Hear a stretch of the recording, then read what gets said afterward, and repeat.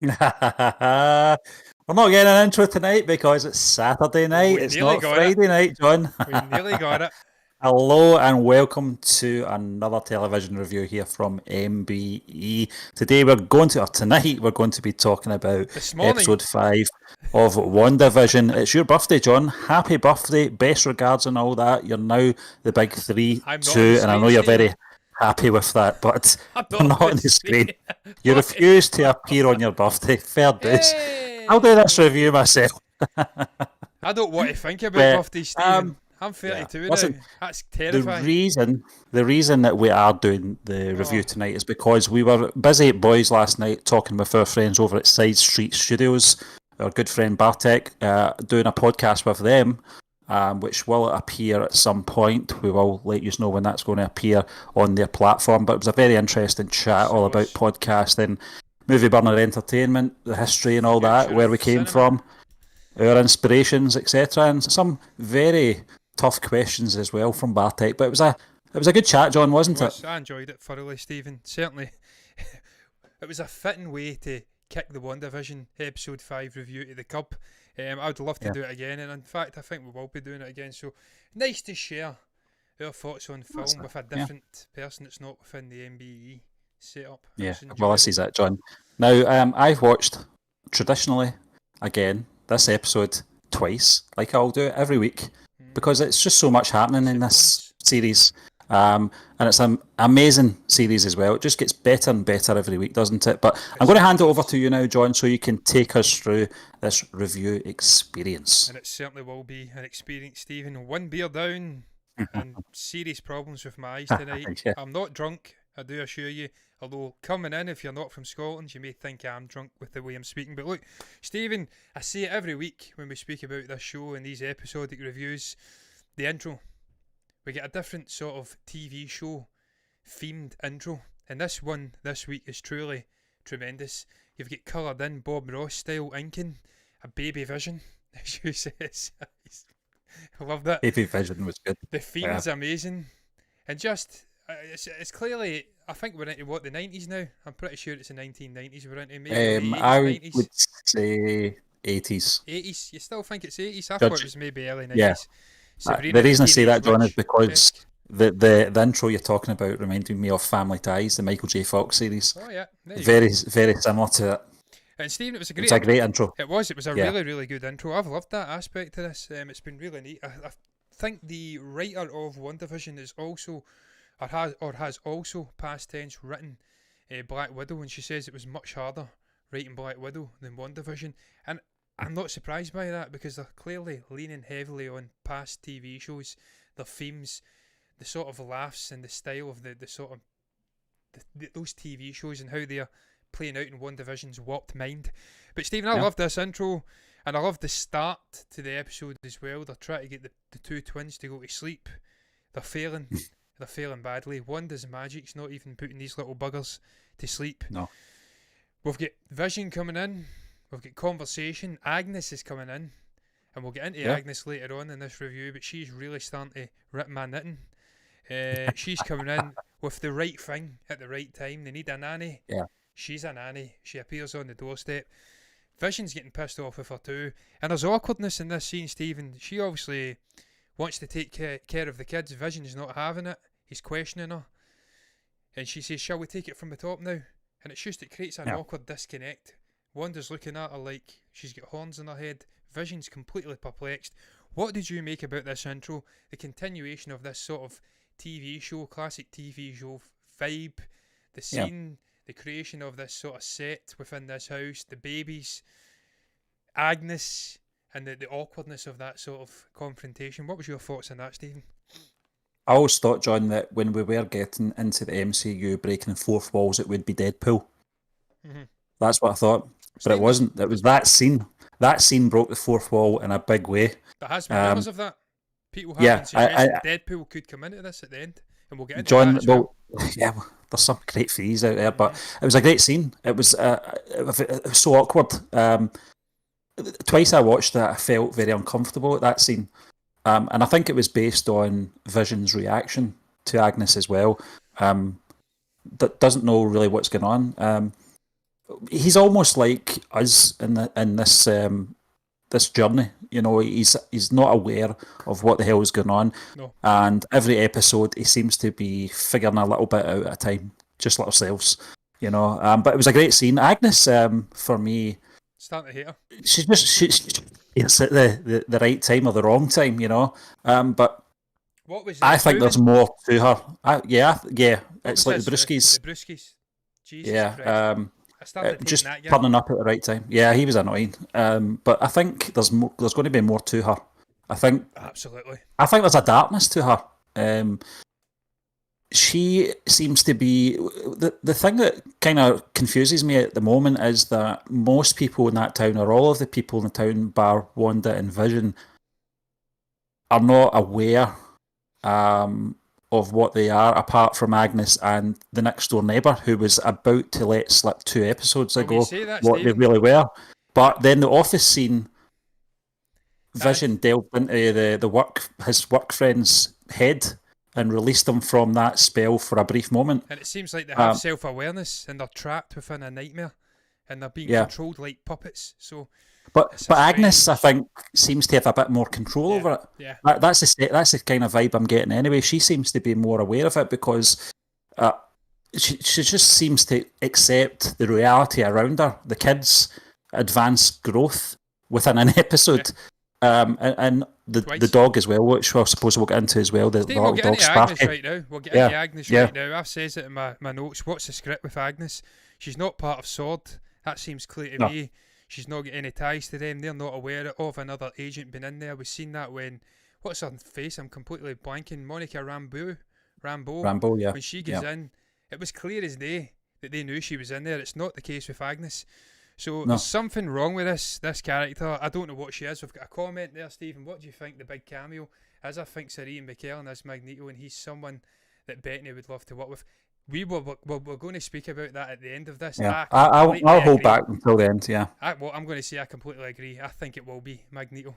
I just can't let it. I can't let it last to the end of this episode. I think it will be Magneto. I think it'll be a huge cameo as well. I'll ask you this just now, then, John. What Magneto will we get? Well, it could be Fassbender. It could be McKellen. If I had to have my preference, it would probably be Sir Ian McKellen because it's more easy. He's of an age where you can't really continue on with that version, and they can explain it as multiverse. Like they're going to explain things in Multiverse of Madness and Spider-Man 3, different iterations of these characters. And then you can recast it with a younger version, a different version, and just say, well, multiverse. I think it's easy to do that with McKellen than Michael Fassbender, who's in his 40s, and get probably 20 years plus of acting in that character left. People would want But you've to got to see remember Fassbender that again. the Fassbender one was the one in Apocalypse when Evan Peters Quicksilver said that he was his dad. So But that was a that, continuation of McKellen's, wasn't it? That was a continuation. That was the younger version of that same character. So yeah, they can get round it, Stephen. I'd love to see Magneto. There was other talk of potentially Deadpool appearing at the end of this as well because of no, the I don't breaking want of that. the fourth wall, and the fact he Yeah, is a kind of mutant-like character too. There seems to be a sort of commonality in this TV show among the fan base about this TV show that they are heavily hinting at the introduction of mutants in the MCU via this, and that it could be perhaps Magneto, could be Deadpool, it could be anything, but it oh, looks as though they're laying the Wanda. Foundations. Wanda's a mutant, and Yeah, obviously her Quicksilver's and a her brother mutant. were mutants. Yeah, Yeah, yeah. so they're already sort of laying that with these characters, I suppose, but the fact they now have the rights to the Fox side of things, it's not Yeah. Inhumans or something Well, that we're using before. I don't know, John. Maybe you can correct me if I'm wrong, but the Aaron Taylor Johnson version of Quicksilver was never referred to as Quicksilver in Age of It's Ultron, was Pietro, he? I yeah. don't think he was. I don't think they had the right to name him that, did they? I'm not sure. I think it was just Pietro, or Petro, Yeah, whatever you're calling him. Pietro. Yeah. Yeah, so I don't think it was, but now they have Evan Peters, and of course we'll get into Evan Peters later. Mm. Stephen, there was a throwaway remark in this episode which we will surely get into. I think this has huge consequences for the MCU moving forward. We'll get into it shortly though, I'm absolutely certain of that. Just remind me, because I may forget. But Agnes, I don't man, know what it is, though. it's a few throwaway. We'll do it now then, screw it. There's no Yeah. rules here. There was a throwaway remark, I think it was by Darcy, when she was with Jimmy Woo and Monica. And she says something like she's changing reality just now. She's creating a new form of reality on as she goes, and it may actually manifest itself into the living, breathing world that they are existing in just now. She's creating a different reality. It's happening, yeah. That could have huge ramifications. We could see Evan Peters, Quicksilver, coming into the MCU via this creation of Wanda. We could see Vision coming back, although she says to the kids at one point, we can't bring the dead back. There could be characters being created within this world that just step right out into the MCU, because she lays that down. The scientist figure of Darcy lays it down. She is creating her own version of reality as she goes within this Westview setting. I think that's huge, and it's just a throwaway line. I think it has huge consequences. Well, I don't think it was a deliberate throwaway line. I think there was a lot of meaning and purpose why it was in there, and I picked up on that as well, John. I totally agree with you. I think it will serve its purpose at some point, or why put it in there in the first place. The whole sequence with the whole the Kevlar made costume Yeah, it was crazy, wasn't it? Monica was wearing, that was leading up to that line, so there could be some truth in that, yeah. And of course that surviving through the Westview sort of alternate reality that she's created and existing within that different reality, that's proof that what she's creating could step through. Stephen, I hope Vision survives this. I really do. I'm feeling so sorry for this character as we move on. Yeah, he's tragic. We'll get into that as well in the very next probably scene, actually. Maybe not. I'm looking through my guideline here and I may be well out. But obviously we flip out of Westview via the sort of drone. They bring the 80s tech in that belongs within this setting. She can't change it. And they look to attack her. The sword main guy, I don't know his name, he's an absolute shithead. Yeah. A PRICK, as we like to say over here. What a surprise. I think Darcy calls him a D, and then it cuts. I don't know if you noticed. Yeah. And Jimmy Woo, I think, it's a says brilliant that as little well. cut. I think he says you learn when not to talk in front of these people. He said some line anyway. Heavily hinting that this guy's a shithead. He's obviously meddling, not mingling, I was about to say. And they have that sort of debrief on Wanda. Is she overtly trying to cause harm to other people, or is it just consequential with her creating this reality to maybe go over the grief of Vision? We have that little scene, and then it's revealed, Stephen, another huge moment. We were pondering this. Is this just a fake Vision that she's creating out of her mind, or is it actually his corpse that she's reanimating? It's revealed in this little moment that it is his corpse that she's reanimating. She goes back and finds his body, it's taken apart. That adds another level of darkness onto this, because that's actual dead Vision. She's reanimating this guy with his actual circuitry and stuff. I think that the dialogue, John, and the dialogue during that sequence as well between Sword and Jimmy and Darcy and Monica was very important as well, because it does refer to Vision's sort of last will and testament, if you like, what he wanted his body to obviously not be used for as a weapon or something. As a weapon or anything like that. You know, he didn't want to be resurrected in any fashion. So in a way, I think it's highlighting how grief-stricken Wanda is, that she's going against Vision's will and not respecting his wishes, because she's so grief-stricken. It was quite a nice way to establish where her state of mind is as well. Yeah, she's obviously grief-stricken as hell, Stephen. She's borderline manic with it, and that's why she's creating this reality. She steps out of it, of course, to hand the drone back. John, points that is a great scene as well. Yeah, it shows you the power of this character. She is terrifying. It shows you the power of the actor as well, in Elizabeth Olsen. You forget what her accent is like playing Wanda. Normally she's obviously got that. Is it Sokovian accent? That, accent, and you forget that. You forget that when you're watching WandaVision, because she puts on that obviously American twang. Steve, we've got another comment here. Would Sword have to have stolen Vision's body from Wakanda then? What do you think? I think they did.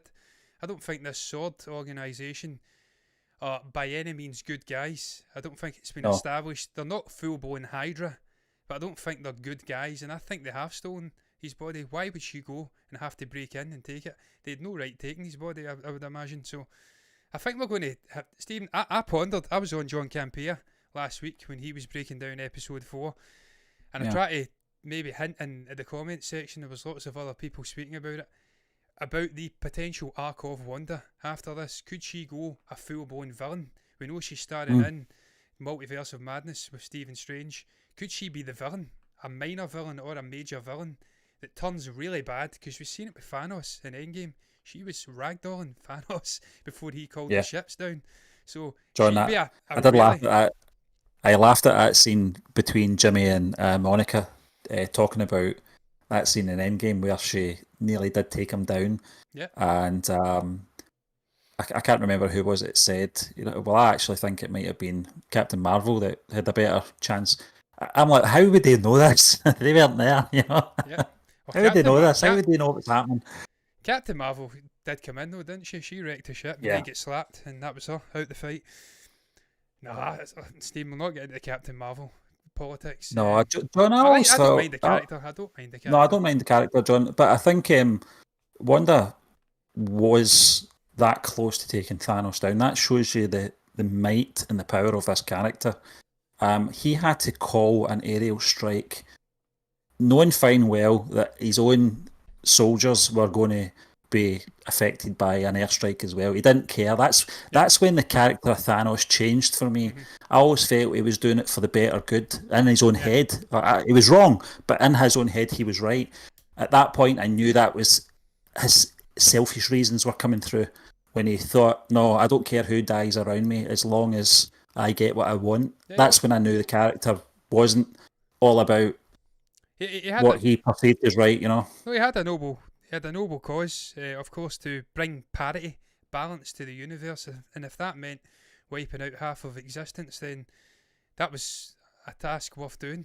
To get she was crushing his armor. I remember that she was doing that thing Luke Skywalker did with those battle droids in the last episode of The Mandalorian, where he crushed it from inside. Steve, with just the Force. She's got that sort of capabilities as well. She's an incredibly powerful character, and that is why when she does step out, and with mere mortals, she's menacing as hell.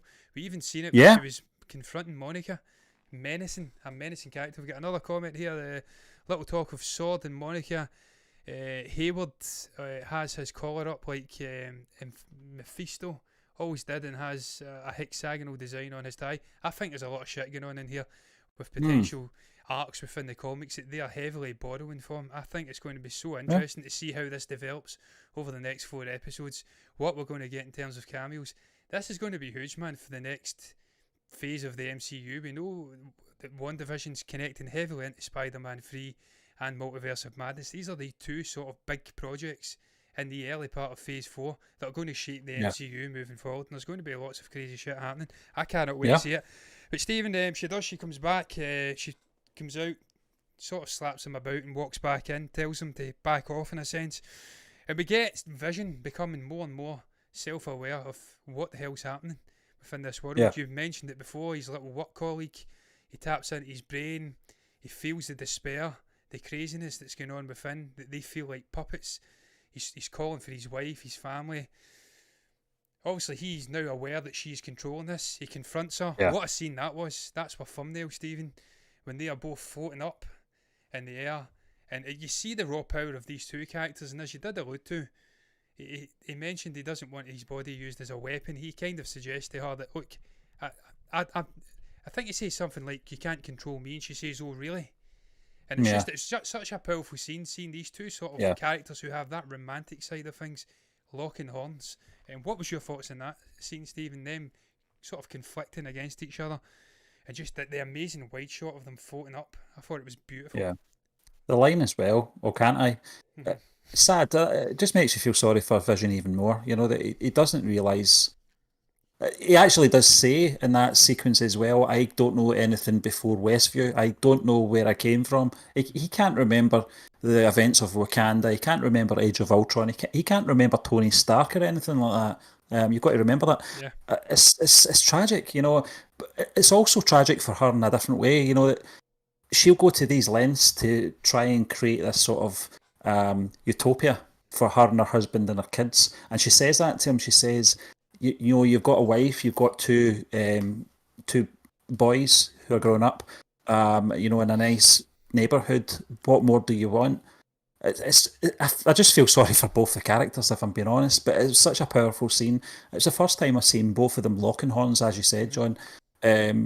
We've And only ever Wanda, seen the sort of romantic element to them. They had a little bit of confrontation in the Age of Ultron when Wanda was no, sorry, Ultron was supposed to be babysitting Wanda, protecting her and keeping her at bay, or it was the other way about. I can't remember.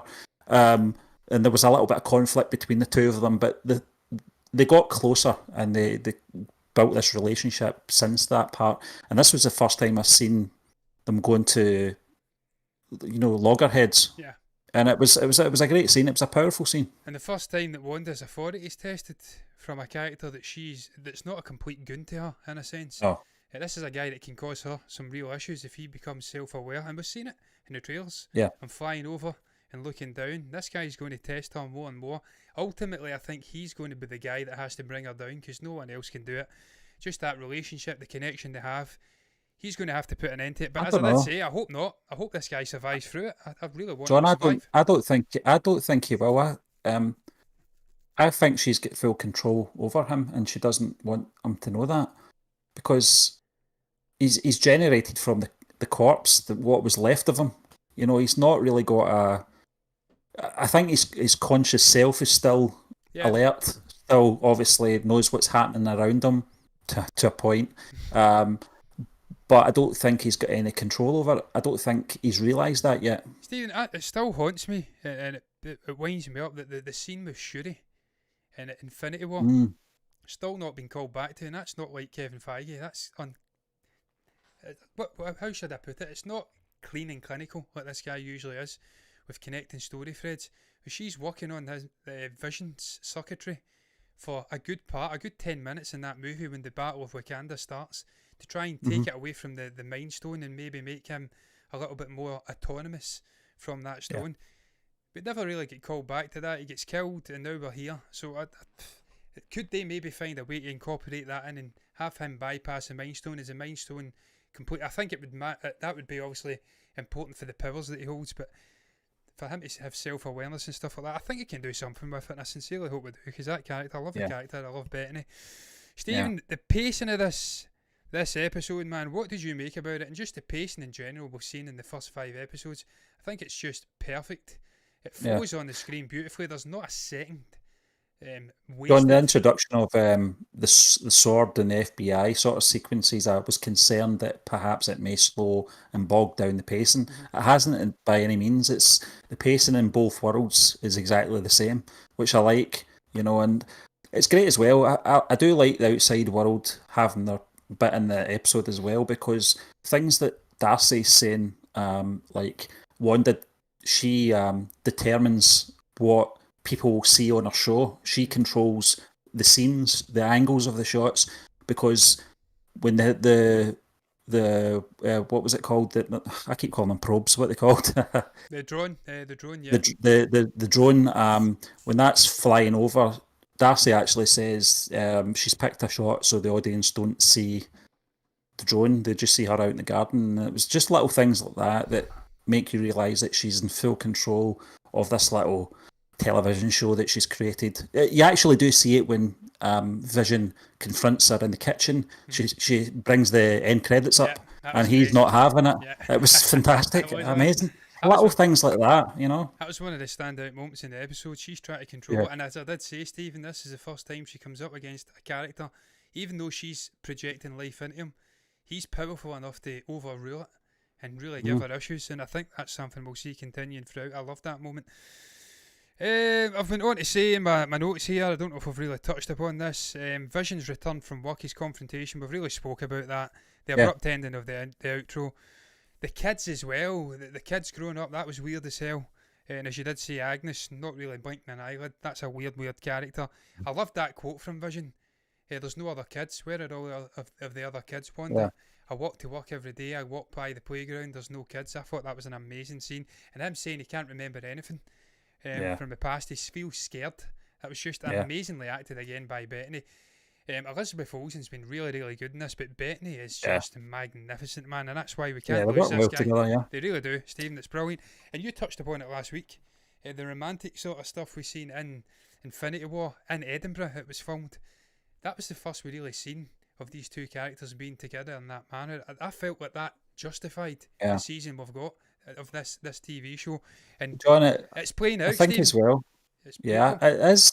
I think as well, this television show is actually adding to the tragedy of Wanda having to terminate Vision's life in Infinity War.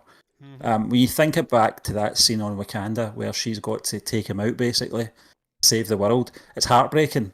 Now we're seeing them, it's, in retrospect, we're seeing them now in WandaVision and this relationship both of them have got. We're seeing more of that. We saw bits of it in Edinburgh, you're right. But this television show is showing the sort of closeness of both these characters, how their relationships blossomed, how much they love each other as well.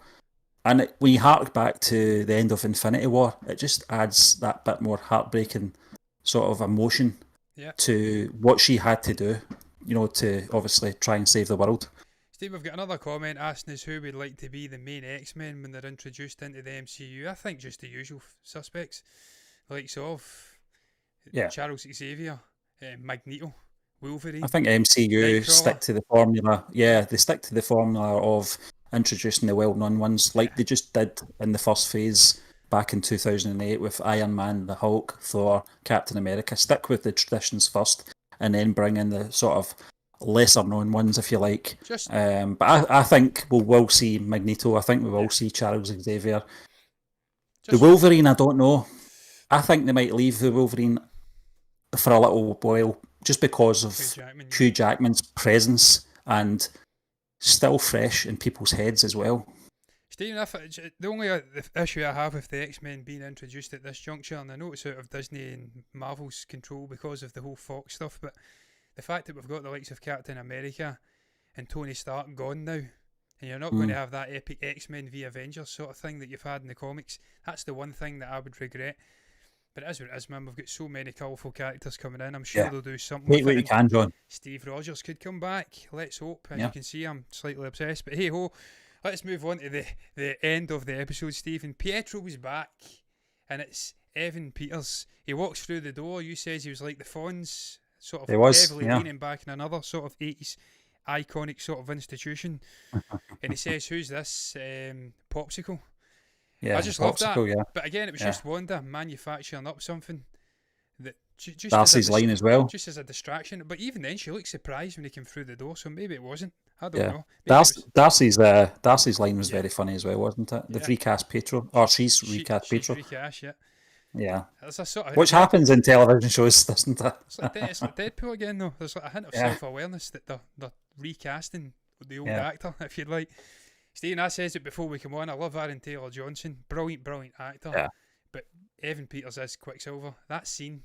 What was it in again? What was the X-Men movie it was in? Was it Days of Future Past? Yeah. Man, was that in the White House? The kitchen in the basement, the underground. I might be watching that in the theatres and just killing myself laughing. He had one job to do. Pentagon, sorry, not the White House. He had one job, Stephen, stop the bullets, and he's doing all this crazy shit, panging them in the He does it again in Apocalypse. Yeah, in Charles Xavier's house. I've still not seen Apocalypse. I need to watch it. Yeah, I watched Dark Phoenix, but I've not seen Apocalypse. What's wrong with me? Apocalypse is better. That was Oscar Isaac, wasn't it? He was a villain in that. Yeah. But Stephen, what did you make about Evan Peters being in here? Is that something you think can continue out into the MCU? Do you think this is why they dropped that little line about her creating her own reality and it maybe having something that could step out of the confines? I think it's going to be a one and done. I think it's just a bit of fan service. John, the amount of, I hope as well, but I think a lot of people reacting to Evan Peters' appearance was mind-blowing on social media yesterday when the episode dropped. We were talking about Evan Peters months ago appearing in this. Yeah. And we talked about Doctor Strange as well. It seems that a lot of people are not aware of these strong rumours. So when he did make that appearance, I'll be honest with you, it wasn't jaw-dropping or anything like that. I half expected it. So what would be jaw-dropping would be Magneto appearing, even with the speculation, that would be jaw-dropping. Well, Elizabeth Olsen's added to that speculation yesterday, John, by saying this appearance, this cameo that is going to appear in WandaVision very soon is going to be as big as the Luke Skywalker cameo in The Mandalorian. So I think you're on the right tracks. Yeah. I do think you're on. I think it's Charles Xavier or it's going to be Magneto. It's going to be one of the two of them. Well, I'd like to. I'd like the two of them to come in. Patrick Yeah. Stewart and Sir McKellen. That would be something else. It's Sir Patrick Stewart as well. I don't want to give Ian McKellen his knighthood and take Patrick's away. But I'd love to see the two of them, man. They're just a dream team, aren't they? Off screen, great friends. On screen, brilliant actors. Iconic actors. And of course, Stephen, we never touched upon it because it's got nothing to do with Wandavision, but we lost another amazing actor yesterday, Christopher Plummer, the absolute godlike actor that is Christopher Plummer. Sadly, no longer with us. We're starting to lose this generation of actors, so we need to cherish the likes of Patrick Stewart and Ian McKellen, get them into these things while we still can. So I'd be all for that, man. But look, that's going to round it up. That's going to round our review of episode 5. What is it? The show? The episode? I can't recall the actual title. It doesn't even matter. I can't remember, no. On a very special episode. There you go. That rounds our review of that up. What is your thoughts on this WandaVision TV show as a whole? How are you enjoying it? Are you not enjoying it? What is your thoughts on that specific episode? What do you make about Evan Peters popping in? Do you think this is reality being changed as we speak in the MCU? Could we see Evan Peters, maybe someone else, Vision perhaps, stepping out into the MCU? What's your thoughts on the review? Everything in between. You can comment down below if you've got anything to share and you feel compelled to do so. You can also like the video if you've enjoyed it and subscribe to the channel if you want to see more content like this in the future. I didn't use all of those cameras and it's haunting me. I went to you, Stephen. Never went to me. But look, I digress if you do. And hit the follow button on Twitch as well. And if you do, you'll get more content like this in the future. But look, guys, I'm going to bid you a farewell. Bye-bye.